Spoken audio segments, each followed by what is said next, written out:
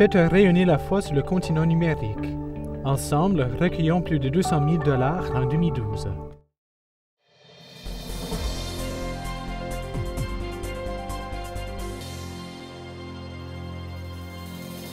Bonsoir mesdames et messieurs et bienvenue à Perspective.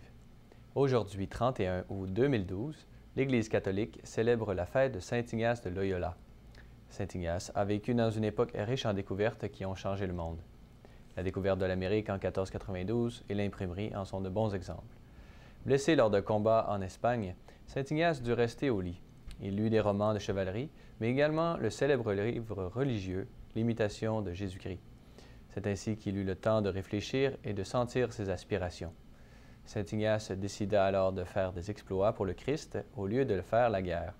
Petit à petit, en notant ce qu'il ressentait, il mit au point une manière de prier, ce qu'on appelle généralement les exercices spirituels. Ces exercices apportent toujours aujourd'hui une aide précieuse pour toute personne qui désire connaître la volonté de Dieu et prendre des décisions en toute liberté. Comme chaque mois, le Saint-Père révèle une intention de prière spéciale pour laquelle il invite les fidèles à prier.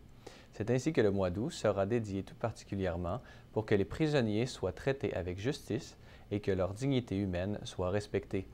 Le pape a également demandé à ce que les catholiques prient pour que les jeunes appelés à suivre le Christ se rendent disponibles pour proclamer et témoigner l'Évangile jusqu'aux extrémités de la terre. Le cardinal secrétaire d'État Tarcísio Bertone s'est exprimé lors d'une homélie donnée durant ses vacances estivales dans le nord de l'Italie. Il a attiré l'attention des fidèles sur l'enjeu que représente la faim dans le monde. En effet, a-t-il affirmé, les chrétiens ne peuvent pas être des personnes tièdes ou frileuses.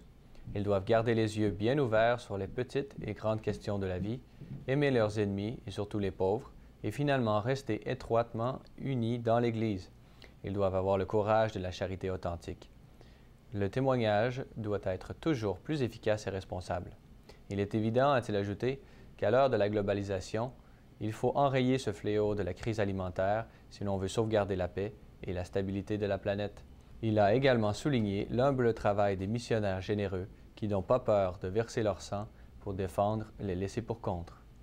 Les Jeux olympiques de Londres vont bon train.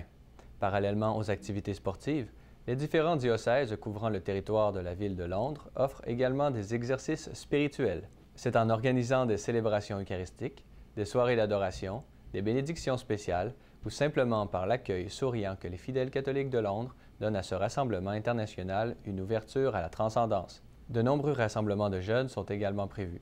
Nous pouvons également souligner que toutes les cloches de Grande-Bretagne ont été mises à contribution pour 3 minutes lors de la cérémonie d'ouverture des Jeux olympiques vendredi dernier.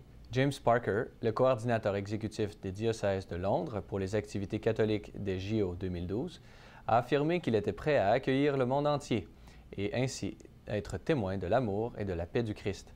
Rappelons que Benoît XVI avait demandé la coopération et la paix à travers les nations réunies autour des compétitions sportives. Il avait également prié pour que l'expérience des Jeux olympiques apporte plus de fraternité sur la terre. Les évêques du Royaume-Uni ont aussi tenu à encourager tous les fidèles à garder un esprit de prière durant la tenue des Jeux. Voilà, c'est tout pour aujourd'hui. Merci et à la prochaine.